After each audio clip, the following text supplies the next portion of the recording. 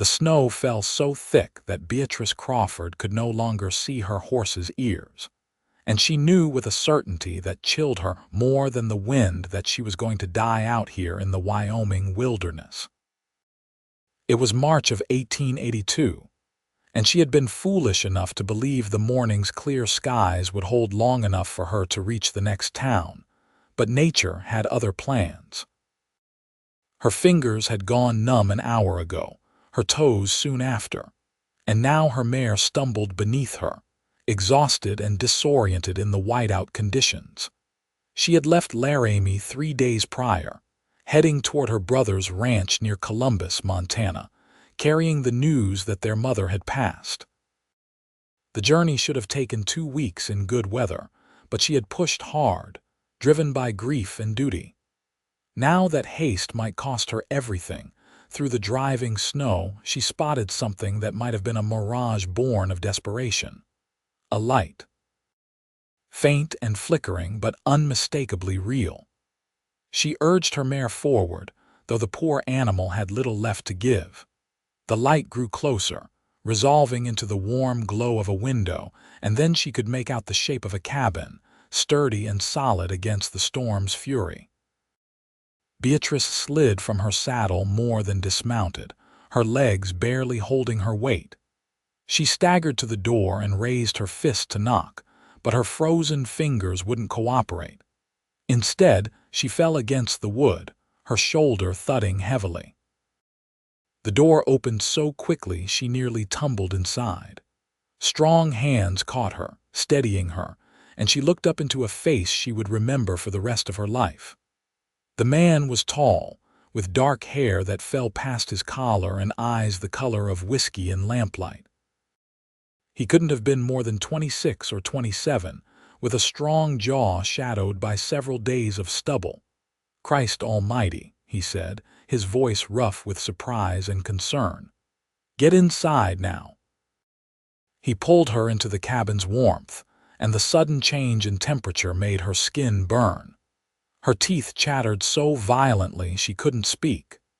The man kicked the door shut behind her and immediately began working at the buttons of her coat with efficient fingers. "Your horse," she managed to say through her chattering. "I will see to her in a moment. You are half frozen to death." He peeled the ice-crusted coat from her shoulders and guided her to a chair near the fireplace. The heat from the flames felt like knives against her skin, painful and wonderful all at once. The cowboy moved with practiced efficiency, draping a thick blanket around her shoulders before heading back out into the storm. Beatrice sat shivering, watching the door until he returned several minutes later, covered in fresh snow. He stomped his boots clear and shook out his hat. "Your mare is in the barn with my horses. She will be fine once she warms up and gets some feed in her." He hung his hat on a peg by the door and turned to study her with those remarkable eyes. "What in God's name were you doing out in this weather?" "It was clear this morning," Beatrice said, her voice still shaky. "I thought I could make good time. Clear this morning was in Wyoming. You are in Montana now, and the weather here changes faster than a card sharp's deal." He moved to the stove and poured something from a pot into a tin cup. "Drink this. It is just coffee, but it is hot." She wrapped her hands around the cup, grateful for the warmth seeping into her fingers. The coffee was strong and bitter, but she drank it gratefully. As sensation returned to her extremities, she became aware of her surroundings. The cabin was small but well kept, with a bed in one corner, a table with 2 chairs, and shelves lined with supplies. Furs hung on the walls for extra insulation, and the whole place smelled of wood smoke and leather. "I am Beatrice Crawford," she said when she could finally speak without her teeth chattering. "I owe you my life." "Xavier Reeves," he replied, extending his hand. His grip was firm and warm when she took it. "And you can thank me by not dying in my cabin. That is all the gratitude I need." Despite everything, she found herself smiling. "I will do my best to oblige." Xavier pulled the other chair closer to the fire and sat down, studying her with an intensity that made her aware of how she must look, bedraggled and half-frozen. She was 23, and while she knew she was not beautiful in the classical sense, she had always been told she had fine features and intelligent eyes. Right now, she probably looked like a drowned rat. "Where were you headed?" he asked. "Columbus, eventually. My brother has a ranch there." "I was bringing news from Laramie." She paused, the grief catching in her throat. "Our mother passed." Something shifted in Xavier's expression, a softening around his eyes. "I am sorry for your loss. Thank you." She took another sip of coffee. "How far am I from Columbus?" "In good weather, about a week's ride north. In this storm, you are exactly where you are going to stay until it clears." He stood and moved to the window, peering out at the white fury beyond. This is a bad one, could last days. The reality of her situation settled over her. She was trapped in a small cabin with a strange man, dependent on his hospitality and goodwill. She studied him as he stood at the window, noting the way he carried himself with an easy confidence, the worn but clean state of his clothes, the calluses on his hands that spoke of hard work. "I do not want to impose," she said. Xavier turned from the window, one eyebrow raised. "You think I am going to send you back out into that? What kind of man do you take me for?" "I did not mean to suggest anything improper. I just meant that I am grateful for your kindness to a stranger." His expression softened again. "Out here we help each other or we all die. It is as simple as that." He moved to one of the shelves and began pulling down supplies. "Are you hungry?" Now that he mentioned it, Beatrice realized she was starving. She had eaten only some dried beef that morning, and that felt like a lifetime ago. "Yes, very." "Good. I have been cooking for one for too long. It will be nice to have someone to share a meal with." He set about preparing food with the same efficiency he had shown earlier, and within a short time, the cabin was filled with the smell of salt pork frying and beans heating. As Beatrice watched him work, she felt some of her tension ease. There was something inherently trustworthy about Xavier Reeves, something in the straightforward way he met her eyes and the gentle competence of his movements. She had been raised to be cautious around strange men, but her instincts told her she was safe here. They ate in companionable silence at first, but gradually conversation began to flow. Xavier told her he had been working this land for 3 years, running cattle and breaking horses.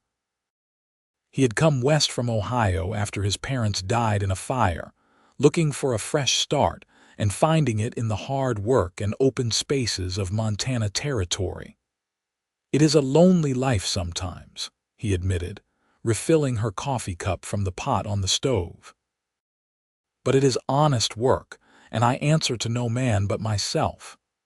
"I understand that feeling," Beatrice said.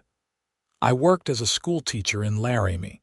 It was good work, but every decision had to go through the school board, and half of them thought women had no business teaching anyone anything." "That is foolish. Some of the smartest people I have ever known were women." Xavier leaned back in his chair, regarding her with interest.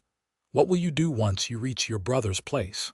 "I suppose I will stay there for a while, help with whatever needs doing."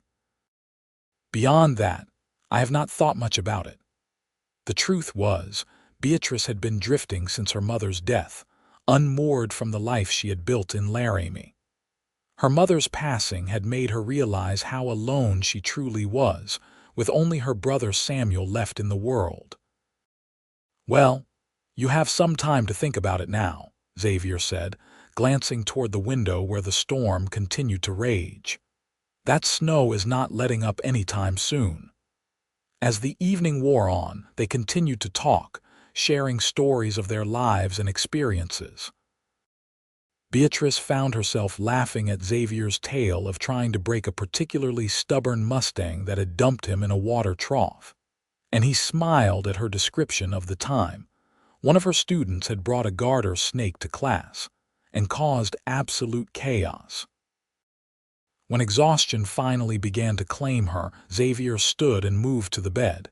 "You take the bed, I will make a pallet by the fire." "I cannot take your bed," Beatrice protested. "You have already done so much, I insist. You have been through an ordeal and you need proper rest." His tone brooked no argument. He gathered some furs and blankets and made himself a comfortable-looking nest near the hearth. Beatrice was too tired to argue further. She removed only her boots and outer layers before climbing into the bed, which smelled of soap and wood smoke. The mattress was stuffed with something soft, probably prairie grass, and it felt like heaven after days of sleeping on the hard ground. "Thank you," she said softly into the darkness, "for everything." "Sleep well, Beatrice Crawford," Xavier replied from his place by the fire. She drifted off, listening to the howl of the wind outside and the crackle of the fire, feeling safer than she had in months. The storm lasted 3 days. 3 days in which Beatrice and Xavier lived in close quarters, learning the rhythms of each other's presence. They took turns cooking, though Xavier did most of it, insisting she was still recovering from her ordeal. They talked for hours about everything and nothing. They played cards with a worn deck Xavier produced from his saddlebags. They even worked together to repair a bridle that needed mending, their hands moving in tandem as she held the leather taut while he stitched. On the second day, Xavier ventured out to tend to the animals, and Beatrice tidied the cabin, unable to sit idle. She found herself humming as she worked, an old song her mother used to sing. When Xavier returned, stamping snow from his boots, he paused in the doorway. "You have been busy," he said, looking around at the swept floor and organized shelves. "I hope you do not mind." "I cannot abide sitting around doing nothing." "I do not mind at all. Place looks better than it has in months." He hung up his coat and moved to warm his hands by the fire. "Your mare is doing well. She has a good appetite." "That is a relief. Darcy has carried me faithfully for 2 years. I would hate to have damaged her through my foolishness." "You named your horse Darcy, after the character in Pride and Prejudice. Have you read it?" Xavier shook his head. "I am not much for reading, never had the schooling for it beyond the basics." "I could teach you if you like," Beatrice offered, then immediately worried she had overstepped. "I mean if you wanted to learn. I do not mean to suggest you should." But Xavier was smiling. "I would like that. Been meaning to improve my reading for a while now, never seemed to find the time." And so, in addition to everything else, Beatrice began teaching Xavier to read better. He had a few books in the cabin, mostly dime novels and an old Bible. They started with the Bible, as the language was more elevated and would challenge him. She was surprised to discover he was not nearly as poor a reader as he had suggested. He simply lacked confidence and practice. "You are doing very well," she said as he worked his way through a passage from Psalms. "Your pronunciation is excellent." "I had a good teacher back in Ohio when I was young, just did not keep up with it after she died." He closed the book and looked at Beatrice with an expression she could not quite read. "Thank you for this. It means more than you might think." "It is my pleasure. Teaching is what I love most in the world."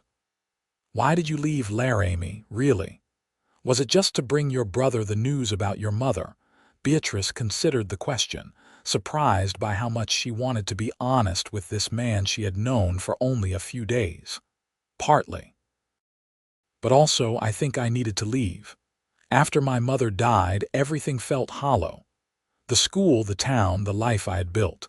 I kept thinking there must be more than this, something bigger or more meaningful." "Does that sound foolish?" "No," Xavier said quietly. "It sounds human. We all want to matter, to find our place in the world. Have you found yours?" "I think maybe I am starting to." He held her gaze, and something passed between them, something electric and profound. Beatrice felt her breath catch in her throat. The moment was broken by a particularly fierce gust of wind that rattled the windows. Xavier stood and moved to check the door, making sure it was secure. When he returned to his chair, the moment had passed, but the feeling lingered, a warmth in Beatrice's chest that had nothing to do with the fire. On the third night, the storm finally began to break. The wind died down to a low moan, and through gaps in the clouds, stars became visible.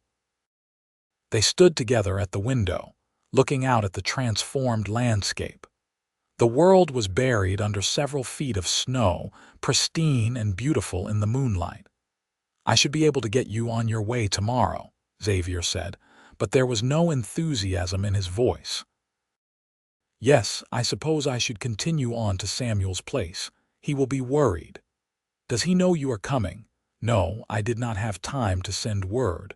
I just left as soon as I heard about Mother." Beatrice wrapped her arms around herself. "To be honest, I am not looking forward to traveling alone again." "I could go with you," Xavier offered. "My cattle will be fine for a week or so, and I could use the excuse to see some new country. Columbus is not so far, and I can help you find your brother's ranch." Relief and something warmer flooded through Beatrice. "Would you really? I do not want to impose on you any more than I already have. It is not an imposition. It would be my pleasure." Xavier turned to face her fully. "Truth is, Beatrice, I have enjoyed these past few days more than I have enjoyed anything in a long while. I am not ready for your company to end just yet." "Neither am I," she admitted, her voice barely above a whisper. Xavier reached out and gently tucked a strand of hair behind her ear, his fingers lingering against her cheek. "You rode into my life in a blizzard, half frozen and desperate.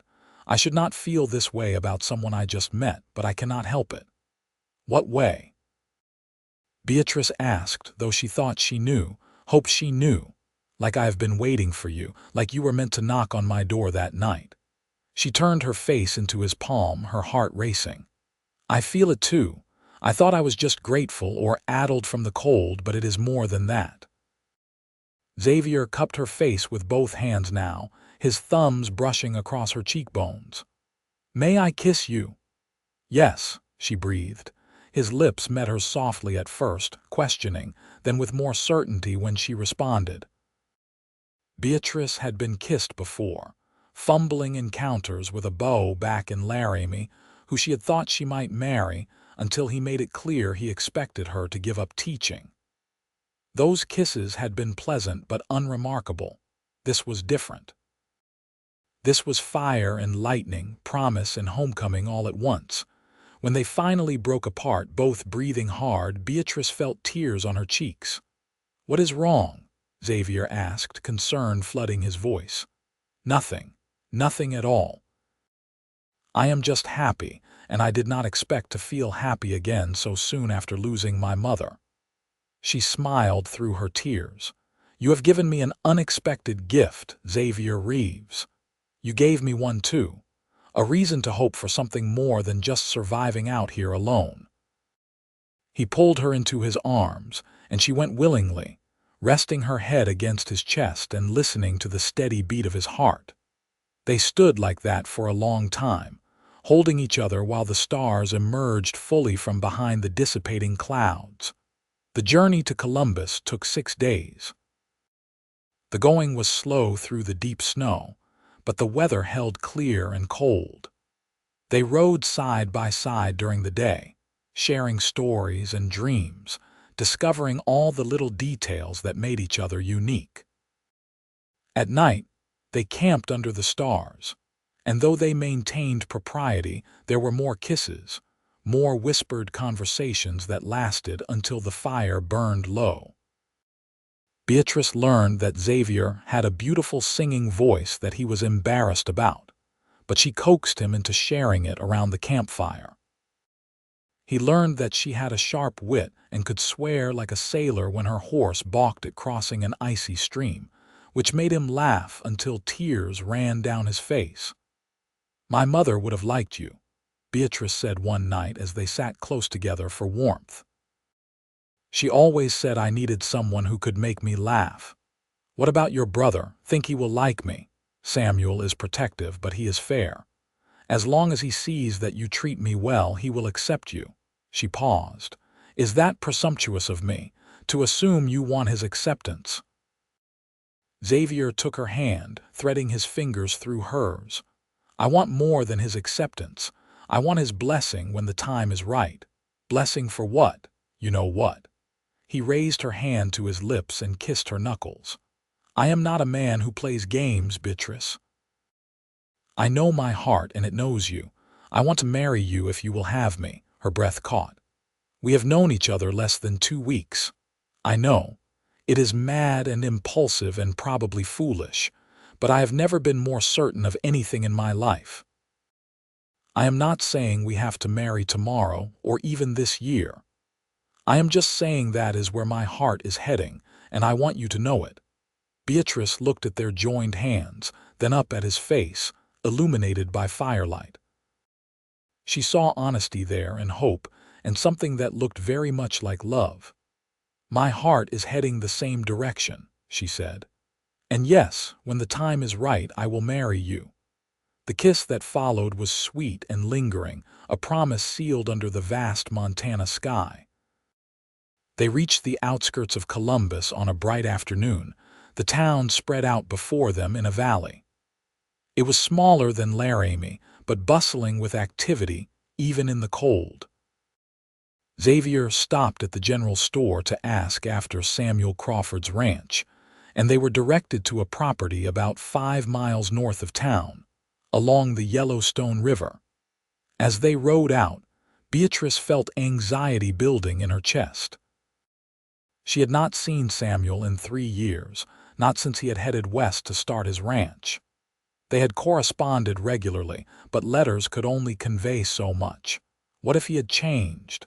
What if he did not approve of Xavier? What if he was angry that she had taken so long to bring the news about their mother? Xavier seemed to sense her nervousness. It will be all right, he said gently. Whatever happens, we will face it together. She gave him a grateful smile, drawing strength from his steady presence.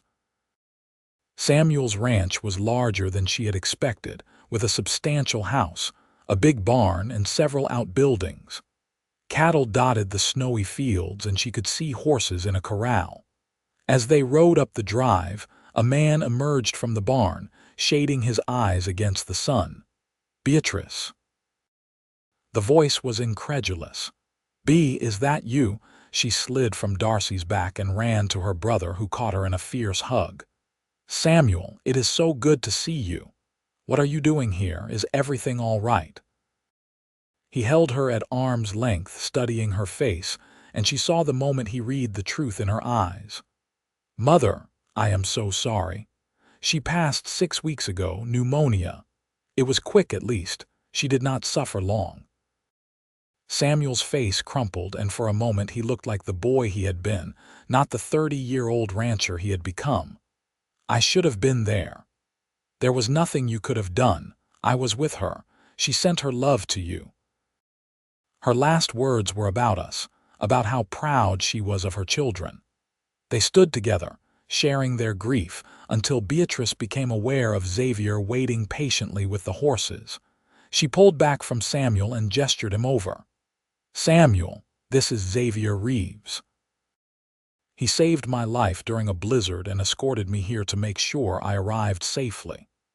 Samuel wiped his eyes and extended his hand, taking in Xavier with an assessing gaze. Then, I owe you a debt I can never repay. Thank you for looking after my sister.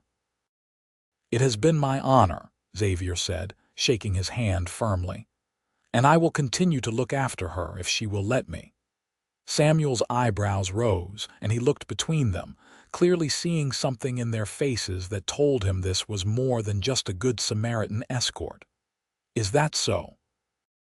Samuel, Beatrice said, a warning in her voice, but her brother was smiling now, the first real smile since they had arrived. Come inside, both of you. You look frozen, and we have a lot to talk about. The house was warm and welcoming, larger than it had appeared from outside. Samuel's wife, Margaret, a pleasant woman with kind eyes and graying hair, immediately bustled about making coffee and laying out food. She embraced Beatrice warmly and offered her condolences about their mother, whom she had met once when Samuel had gone back to Laramie for a visit. Over the next few hours, the story came out, how Beatrice had nearly died in the storm, how Xavier had taken her in, how they had spent those days snowed in together, and how he had agreed to see her safely to Columbus. Samuel listened carefully, watching them both, and Beatrice knew he was reading between the lines, seeing what was not being said. Finally, Margaret announced she needed to check on something in the kitchen and pulled Samuel with her, leaving Beatrice and Xavier alone in the parlor. "He seems like a good man," Xavier said. "He is, protective but good. When our father died, Samuel took on that role even though he was only 14. He has always looked out for me.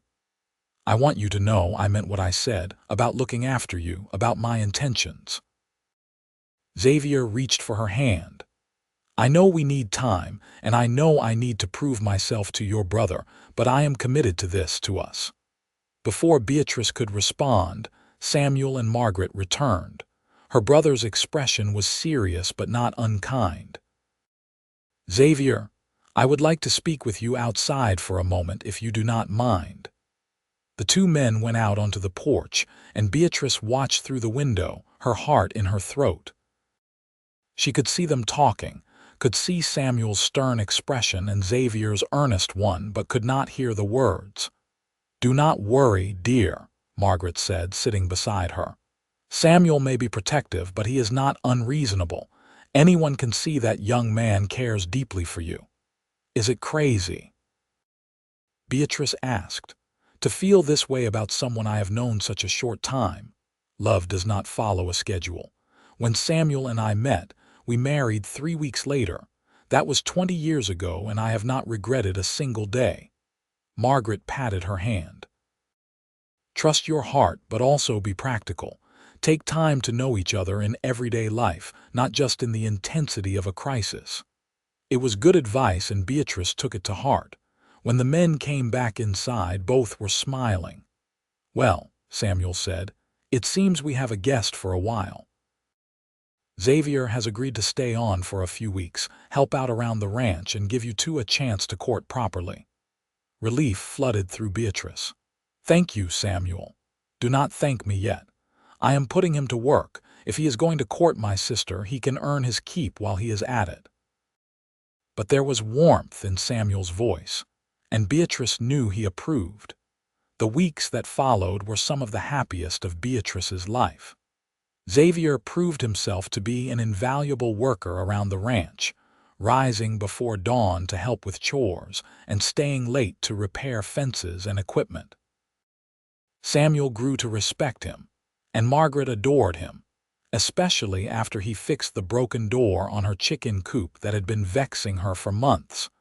But the best times were the moments Beatrice and Xavier stole together.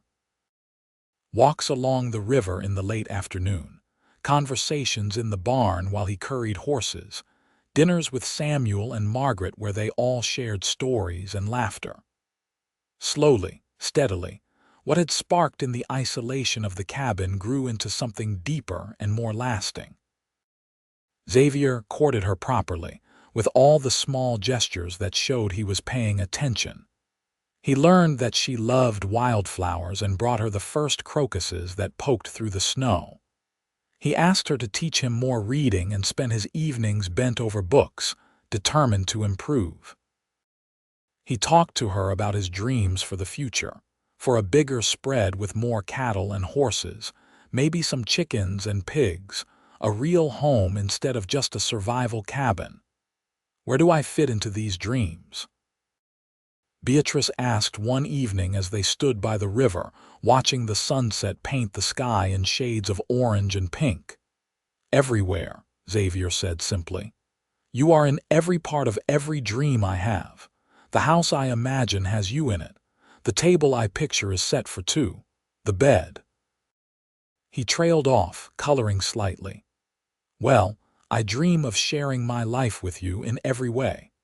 I dream of that too, Beatrice admitted, but I need to know that you understand what you are asking. I do not want to just be a wife who keeps house and bears children, though I want those things. I want to teach, to use my mind to be a partner in building a life. I would never ask you to be less than you are. Your intelligence is part of what drew me to you.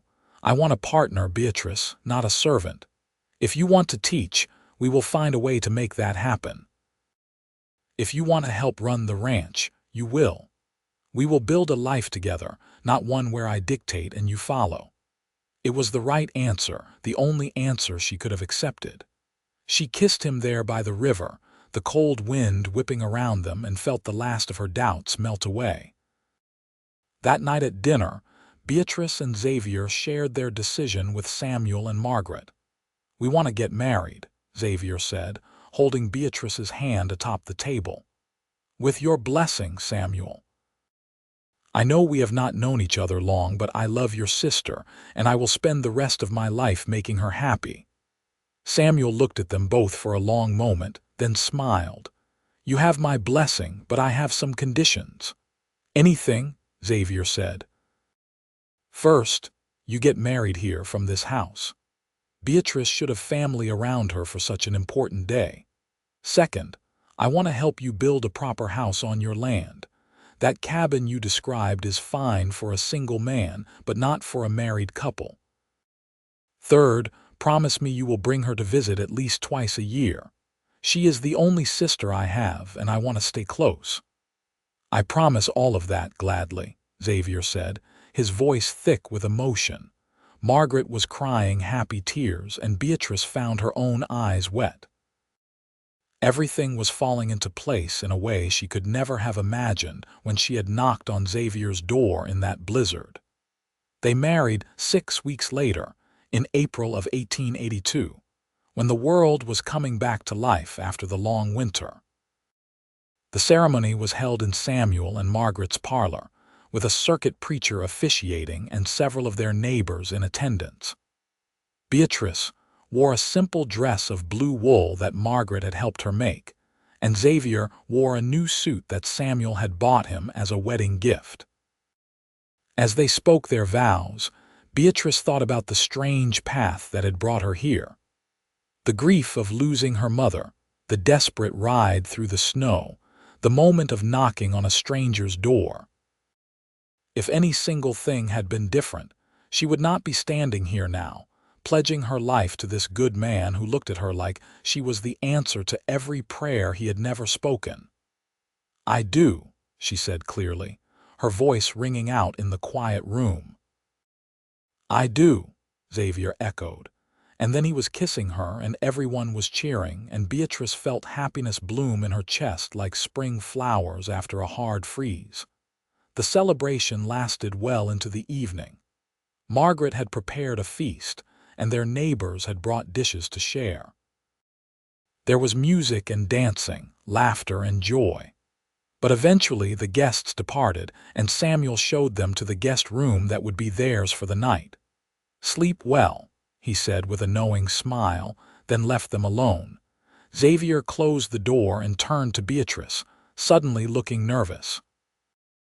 "I have been confident about a lot of things, but this moment has me terrified." "Why terrified?" "Because I want everything to be perfect for you, and I am afraid I will disappoint you." Beatrice crossed the room to him, reaching up to cup his face. "You could never disappoint me. We are in this together, figuring it out as we go. That is what marriage is." She kissed him, and he responded with a gentle passion that made her feel cherished and desired in equal measure. They came together that night with tenderness and care, learning each other in this new way, creating something intimate and precious between them. Later, as they lay tangled together in the darkness, Xavier traced lazy patterns on her arm. "Thank you," he whispered. "For what?" "For knocking on my door, for trusting me, for choosing me. Thank you for opening the door, for taking me in, for seeing me."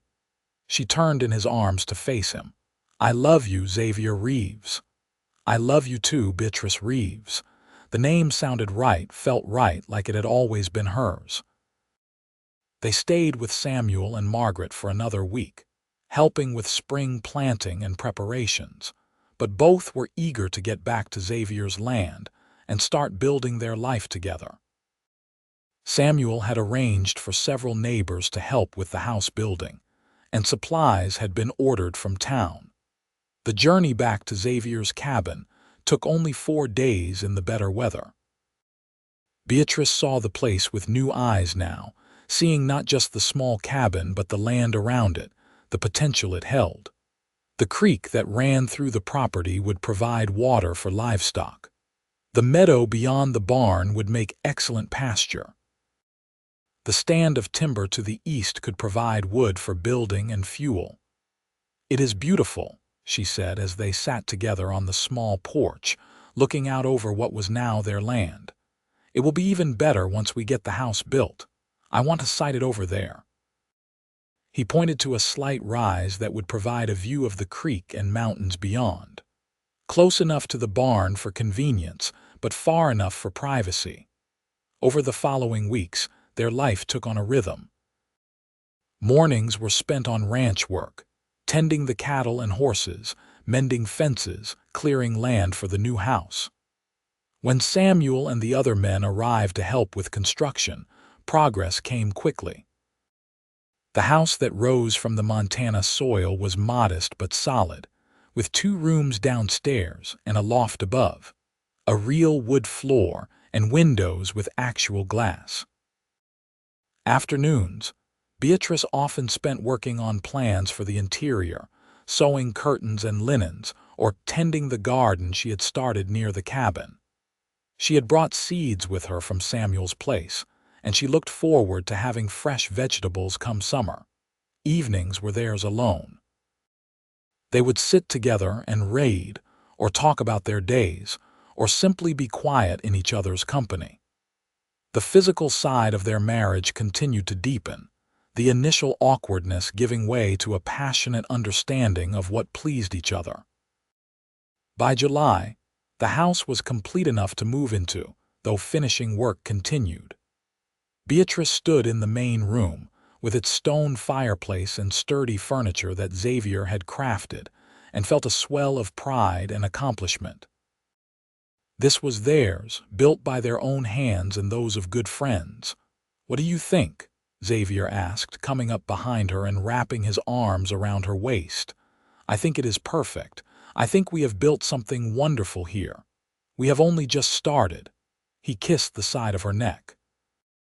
This is just the beginning. He was right. Over the next year, they continued to improve the property. They added more cattle, bought some laying hens, and got 2 pigs. Xavier's skill with horses became known in the region, and he began taking on work breaking and training them for other ranchers, bringing in good money. Beatrice started teaching the children of neighboring families, holding lessons in their home twice a week. It was not a formal school, but it fulfilled her need to teach while allowing her to remain on the ranch. The children adored her, and their parents were grateful for the education. In the spring of 1883, Beatrice discovered she was pregnant. She had suspected for a few weeks but waited to be sure before telling Xavier. When she finally shared the news one evening after supper, his reaction was everything she could have hoped for. A baby. His voice was awed, his eyes bright. "We are going to have a baby." "Yes." "Around November, I think." He picked her up and spun her around, laughing, then immediately set her down, looking worried. "Should I be doing that? I do not want to hurt you or the baby." "I am pregnant, not made of glass," Beatrice said, laughing.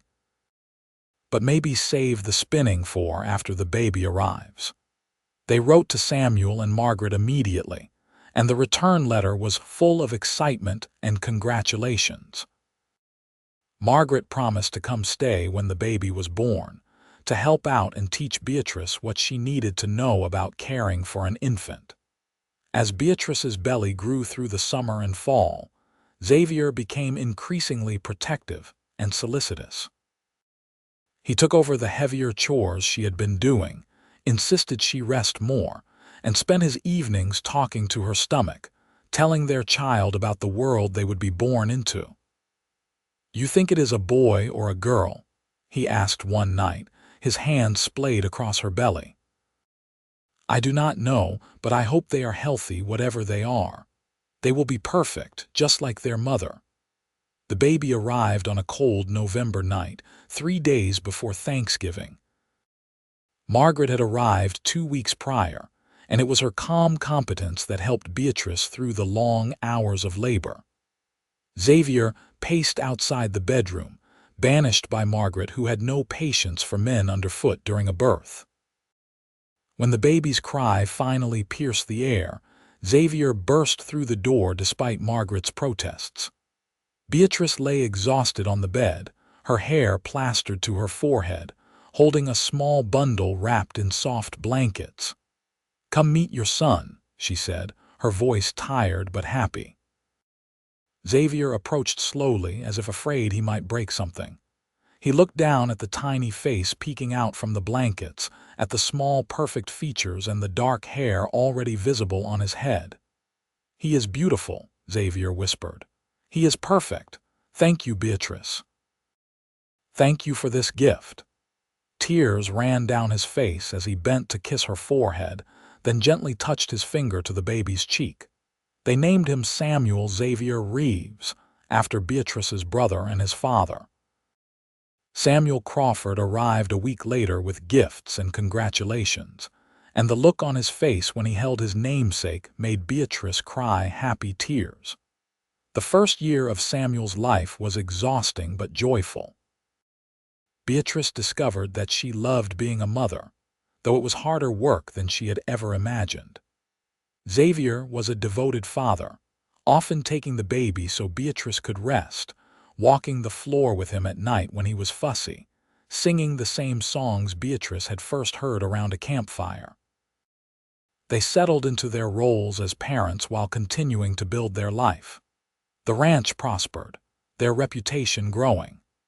Xavier's horse training business expanded, and Beatrice continued teaching when she could, though less frequently with a baby to care for.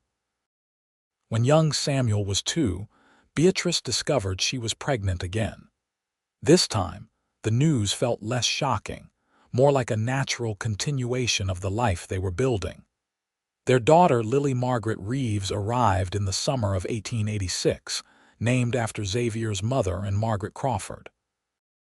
With 2 young children, life became busier but no less happy. Their home filled with the sounds of laughter and play, of children learning and growing.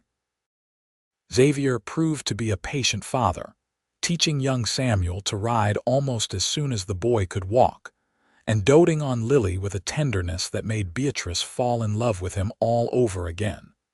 The years flowed by, marked by the changing seasons and the milestones of their children.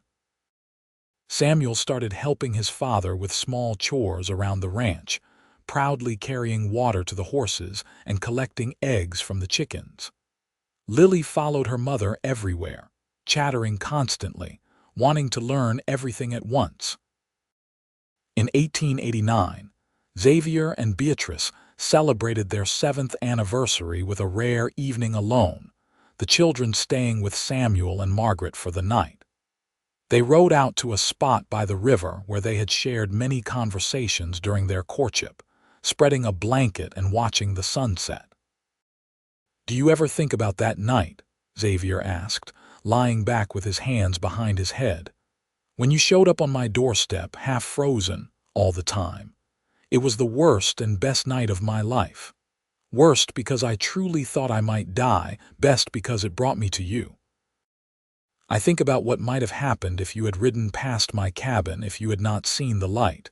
What if I had lost you before I even knew you?" Beatrice rolled onto her side, propping herself up on one elbow to look at him. "But that did not happen. I did find your cabin. You did open the door. We are here now with a life and children and everything we have built together. I know. Sometimes I just feel so grateful it overwhelms me, You and the children, this life, it is more than I ever dreamed of having. Me too." She bent to kiss him. "When my mother died, I thought the grief would swallow me whole. I could not see any light in the world. And then you opened your door and offered me shelter, and you have been offering me shelter ever since. Not just from storms, but from loneliness, from fear, from doubt. You are my home, Xavier." "And you are mine," he said, pulling her down into his arms. "Always and forever." They made love there under the stars, with the sound of the river flowing past and the night birds calling. It was different than it had been in the early days of their marriage. Less urgent and exploratory, but deeper and richer for the years of love and life they had shared. As they rode back to the ranch that night, hand in hand, Beatrice reflected on how far they had come from that desperate knock on a cabin door. They had built a life of substance and meaning, had created a family, had forged a partnership that strengthened them both. The children were growing fast. Samuel at 6 was already showing an aptitude for ranch work and animals, just like his father. Lily at 3 was bright and curious, always asking questions and demanding stories. Beatrice had resumed teaching more regularly, and a group of families in the area had gotten together to fund a small schoolhouse closer to town, with Beatrice as the teacher. Xavier's horse training business had grown to the point where he was turning down work, unable to keep up with demand. They discussed hiring someone to help, maybe taking on an apprentice who could learn the trade while providing extra hands. "We have been blessed," Xavier said one evening as they watched their children play in the yard. "Beyond what I ever thought possible." "We have worked hard too," Beatrice reminded him. "This did not just happen. We built this together." "That is true, but I still think some of it is luck. The luck of you riding through a storm and finding my door, the luck of me being home that night. The luck of us being brave enough to trust what we felt." Beatrice smiled. "Maybe it was not luck, maybe it was meant to be." "You think so?" "I do. I think some things in life are inevitable, written in the stars or in our hearts. I think we were always going to find each other one way or another." Xavier pulled her close, kissing the top of her head. "I like that idea, that no matter what, we would have found our way to each other." In 1891, they decided to expand their home, adding another bedroom downstairs and a proper dining room. They could afford it now, and with the children getting bigger, they needed more space. The addition also included a small room that Beatrice claimed as a study, where she could prepare lessons and keep her books. Samuel and Margaret Crawford visited several times a year, watching their grandchildren grow with evident pride. Samuel and Xavier had become close friends over the years, often spending hours discussing ranching and horses, while Beatrice and Margaret worked on various projects together. It was during one of these visits in 1892 that Margaret pulled Beatrice aside. "I want to talk to you about something," she said, her expression serious. "What is wrong? Are you ill?" "No, nothing like that. But Samuel and I are getting older and we have been thinking about the future. We want to deed you and Xavier a portion of our land, the section that borders your property to the north. It would nearly double your holdings and give you access to better water sources." Beatrice was stunned. "Margaret, that is incredibly generous, but we cannot accept something like that." "Why not? You are family. We have no children of our own to leave it to. Samuel wants to know that the land will go to someone who will care for it properly, and that is you and Xavier. Besides, you have your own children to think about now. This would give them a better start in life."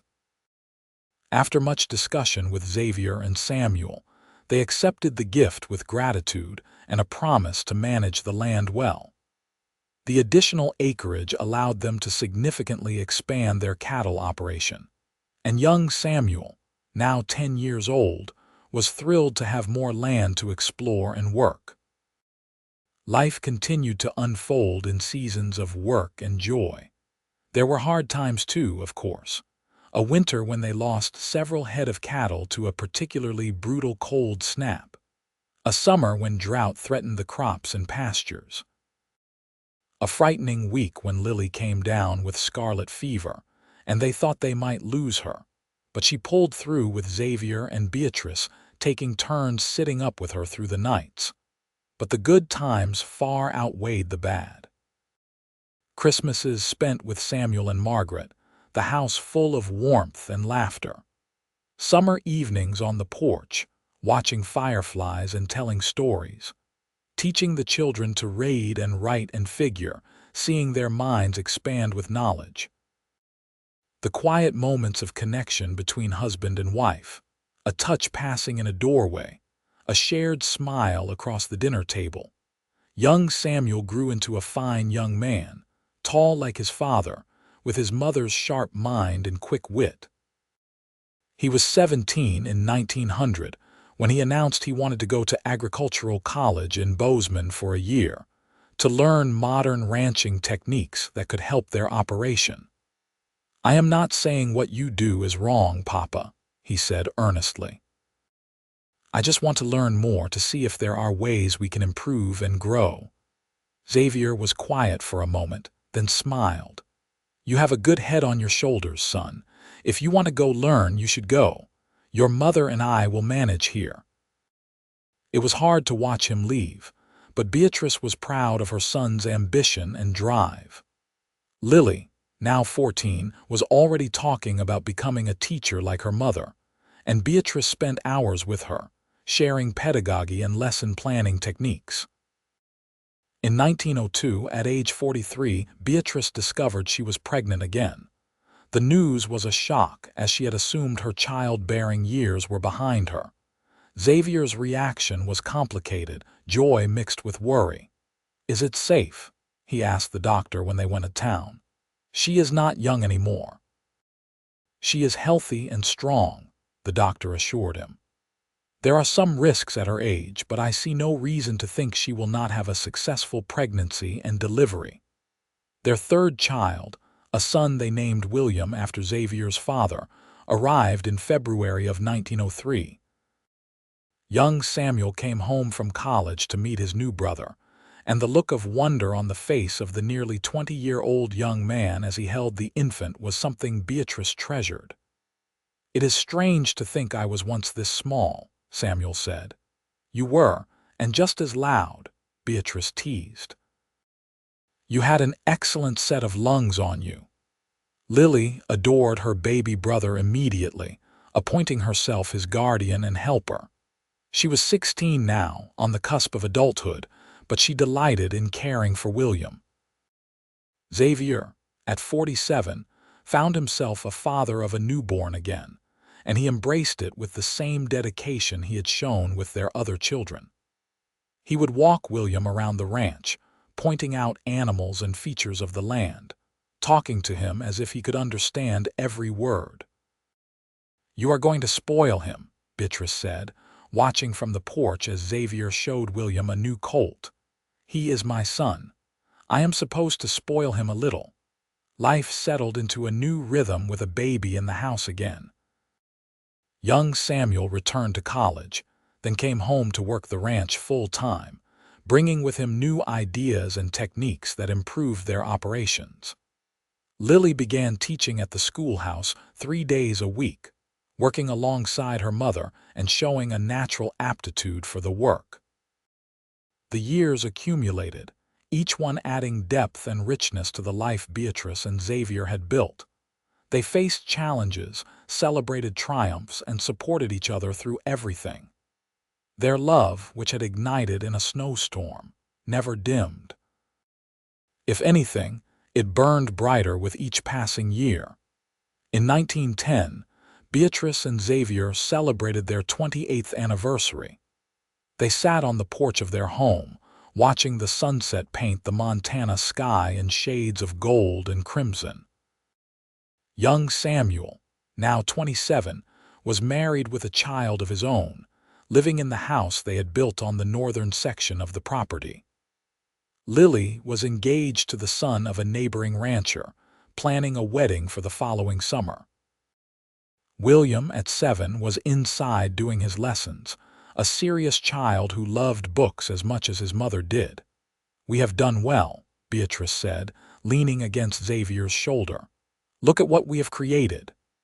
Xavier took her hand, his thumb tracing familiar patterns on her palm. "I still remember the exact moment I opened that door and saw you standing there, snow-covered and desperate. I remember thinking you were the most beautiful thing I had ever seen, even half frozen. I remember thinking you looked like salvation. And you were, in more ways than I could have imagined." She turned to look at him, seeing the gray in his hair, the lines around his eyes, the weathering of years of outdoor work. To her, he had never been more handsome. "Thank you for opening the door. Thank you for knocking. Thank you for trusting me. Thank you for every day of these past 28 years. They have been the best years of my life, mine too." He kissed her, sweet and familiar. "Here is to 28 more, at least," Beatrice agreed. As the sun sank below the horizon and the first stars emerged in the darkening sky, they sat together in comfortable silence. Two people who had found each other in the midst of a storm and had built a love that lasted a lifetime. The heat that had sparked between them in that small cabin had never faded. It had grown and changed, matured and deepened, but it still burned bright, warming them both against the cold winds of life. Inside the house, William called for his mother, needing help with a difficult arithmetic problem. Beatrice rose to go to him, but Xavier caught her hand. "I love you," he said. "I will never stop loving you. I love you too, always and forever." She went inside to help her son, and Xavier sat a moment longer, looking out at the land they had worked so hard to build something meaningful upon. He thought about that night in March of 1882, when a knock on his door had changed his entire life. He thought about the courage it must have taken for Beatrice to keep going through that storm, to keep searching for shelter. He thought about the years they had shared, the children they had raised, the life they had created together. The cold wind of a Montana evening blew across the porch, but Xavier did not feel its bite. He was warmed by memories, by love, by the knowledge that he had found what so many people spent their whole lives searching for: a true partner, a deep love, a life of meaning and purpose. He stood and went inside where his wife and son sat at the table, heads bent together over a slate covered in numbers. Beatrice looked up and smiled at him, that same smile that had captured his heart all those years ago, and Xavier felt his chest tighten with emotion. "Come help us," she said. "William is stumped on this problem." Xavier joined them at the table, his family around him, and felt a profound sense of contentment. This was what mattered. This was what lasted, not the size of the ranch or the number of cattle or the money in the bank, though those things were nice. What mattered was this: love, family, the bonds forged over years of standing together through good times and bad. The snow would fall again, as it always did in Montana. The winds would howl and the cold would bite and life would present its challenges. But Xavier and Beatrice would face it all together, just as they had from the moment she knocked on his door in a blizzard, and he offered her the warmth of his home and his heart. Years continued to pass, each one adding new memories to the treasure of their shared life. In 1915, they became grandparents again when Lily gave birth to twins, a boy and a girl. Xavier, now 60, delighted in the role of grandfather, spoiling the twins shamelessly and teaching them to ride as soon as they could walk. Samuel Crawford passed away peacefully in his sleep in 1917, with Margaret following him less than a year later. Beatrice grieved deeply for her brother, but found comfort in knowing he had lived a full and happy life, and that his legacy continued through her and her children. The years of the Great War came and went, touching even their remote corner of Montana. Young Samuel's oldest son enlisted, coming home safely in 1919, but changed by what he had seen. The family gathered around him, offering love and support as he readjusted to civilian life. In 1920, Beatrice and Xavier threw a grand celebration for their 38th anniversary. Their children, grandchildren, and friends gathered at the ranch for a full day of festivities. There was food and music and dancing, stories and laughter and joy. As Beatrice and Xavier danced together in the barn, she marveled at how her life had turned out. "What are you thinking?" Xavier asked, sensing her mood. "I'm thinking about how different my life would be if I had not gotten caught in that storm. If I had made it to Samuel's ranch that day, I probably would have stayed there, helped Margaret with the house, maybe eventually found work teaching in Columbus. It would have been a fine life, I suppose. But it would not have been this. It would not have been you. And I cannot imagine my life without you in it, Xavier. You are woven into every part of who I am." His eyes were bright with unshed tears. "You are the best thing that ever happened to me. That storm, as terrible as it was, brought me the greatest gift of my life." They kissed, and around them, their family cheered and clapped, celebrating not just an anniversary but a love that had endured and thrived for nearly 4 decades. As they grew older, Beatrice and Xavier gradually turned over more of the ranch operations to young Samuel and his family. They still helped where they could, but they also allowed themselves more time to simply be together, to enjoy the fruits of their labor. They took long rides around the property, stopping at favorite spots to reminisce.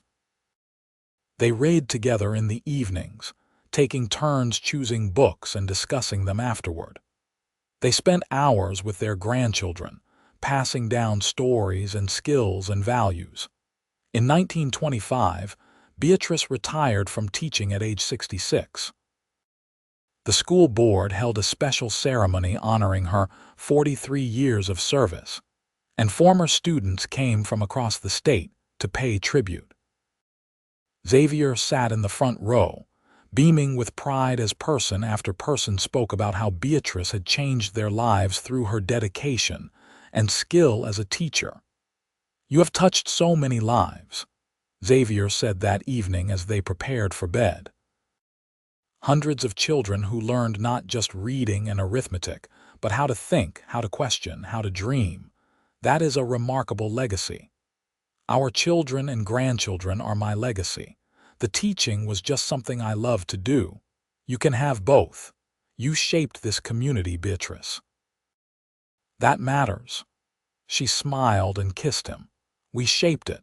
Everything I did, I could do because you supported me, because you believed in me and encouraged me and made space for me to be more than just a wife and mother.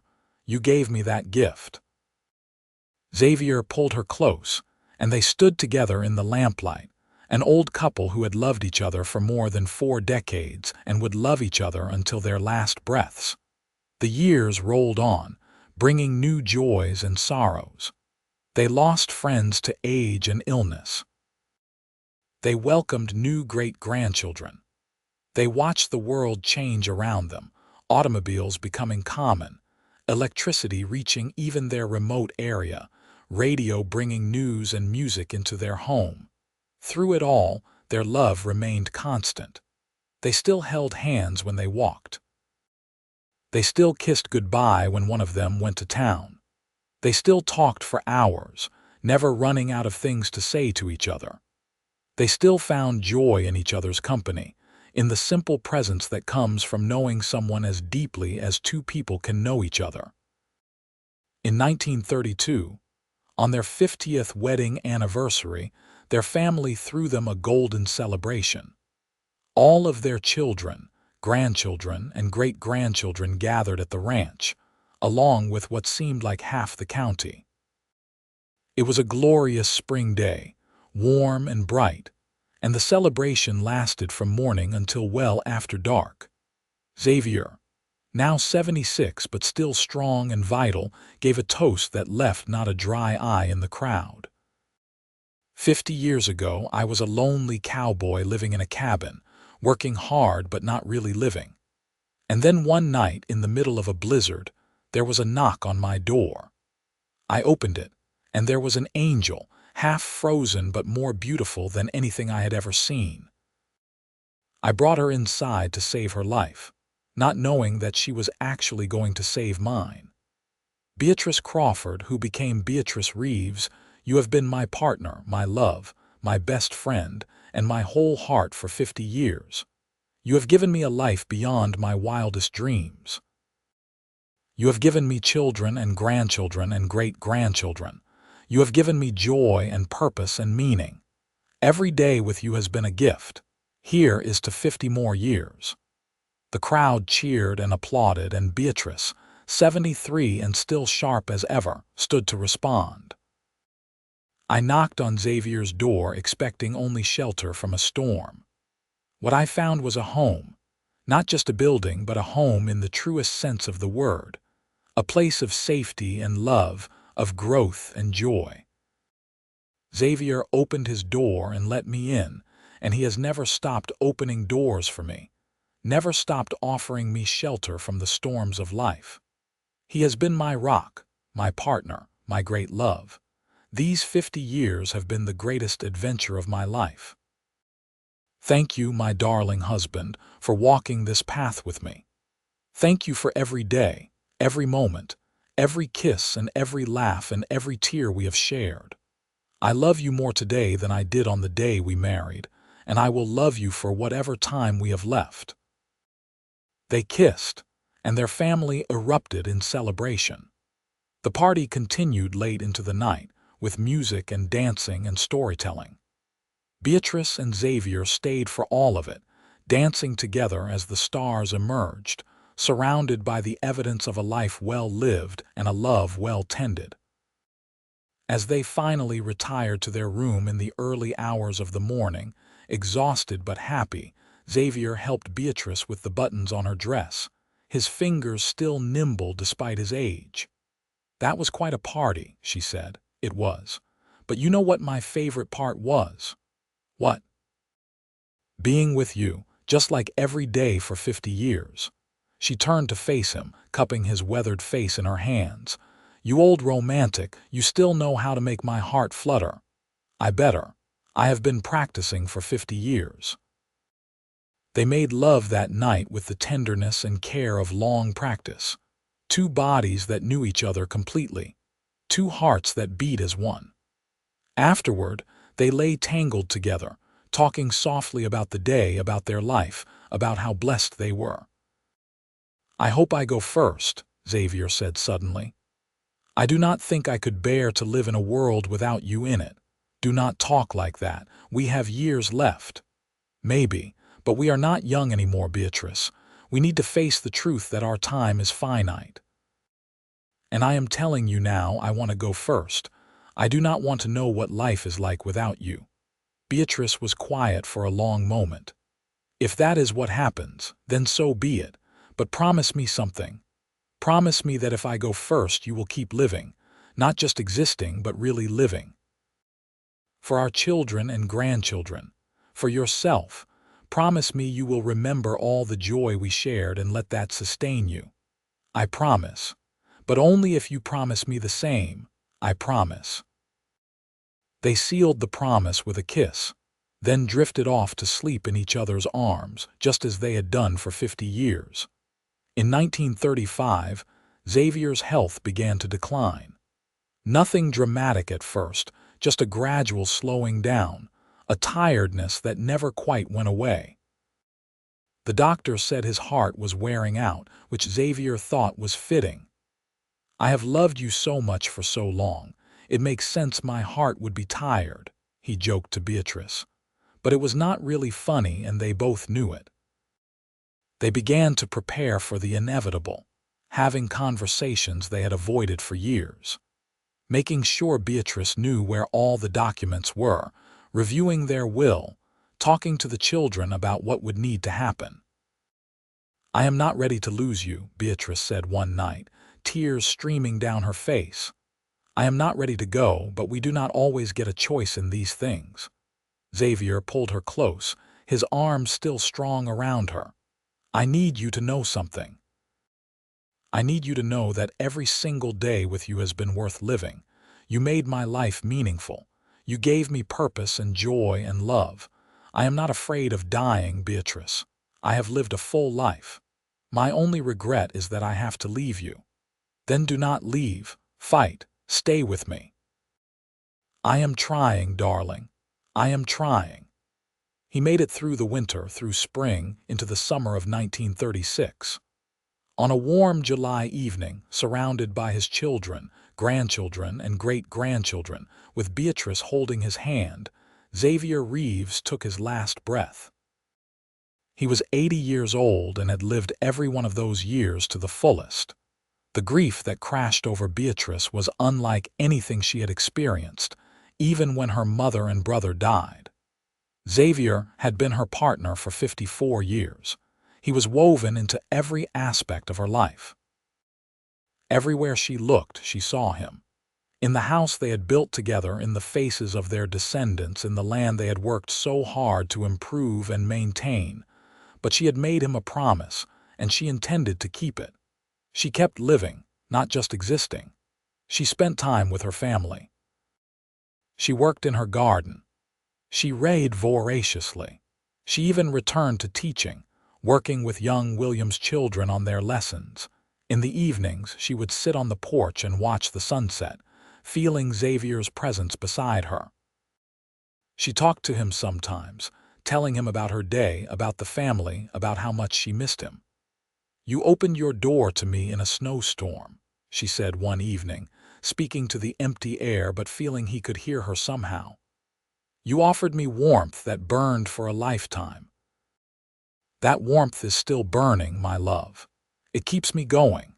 It reminds me every day of how lucky I was to find you, to love you, to be loved by you." She lived for another 7 years, active and engaged until the very end. In 1943, at the age of 84, Beatrice Reeves passed away peacefully in her sleep. Her children buried her next to Xavier on a hill overlooking the ranch, with a view of the mountains and the creek. The headstone was simple. Xavier and Beatrice Reeves. He offered shelter. She found home. Together they built a legacy of love. Their descendants continued to work the land, generation after generation. The story of how Xavier and Beatrice met became family legend, told and retold to each new generation. The cabin where Beatrice had first sought shelter was preserved, maintained as a reminder of where it all began. The love that started with a desperate knock on a door in a blizzard had rippled outward, touching hundreds of lives. Their children, grandchildren, great-grandchildren, and beyond all carried forward the lessons Xavier and Beatrice had lived. The importance of kindness to strangers, the power of opening your heart to love, the value of partnership and respect in marriage, the rewards of hard work and dedication. The ranch prospered through good times and bad, through depressions and wars, through droughts and floods. The family that worked it remained close, bound by the love story of their ancestors, by the example of two people who had found each other against all odds and built something beautiful and lasting. And on cold winter nights, when the snow fell thick and the wind howled, the descendants of Xavier and Beatrice Reeves would gather by the fire and remember. They would remember the knock on the door, the frozen woman seeking shelter, the cowboy who opened his home and his heart. They would remember that, from that single act of kindness, from that willingness to help a stranger, an entire legacy had been born. The heat that Xavier offered Beatrice on that long-ago night had indeed burned for a lifetime, and beyond. It burned still in the hearts of their family, in the values they upheld, in the love they showed to each other and to those around them. It was a reminder that the smallest acts of compassion can have the greatest consequences, that opening your door and your heart can change not just one life, but generations to come. The story of Beatrice and Xavier Reeves became more than just a family tale. It became a testament to the enduring power of love, to the beauty that can emerge from hardship, to the way two people can find each other and build something that lasts far beyond their own lives. It was a love story written in the hard soil of Montana, forged in the fires of the American West, and preserved in the hearts of all who came after. And somewhere in whatever lies beyond this life, Xavier and Beatrice Reeves were together again, whole and young and in love, dancing under endless stars, their story complete, their love eternal.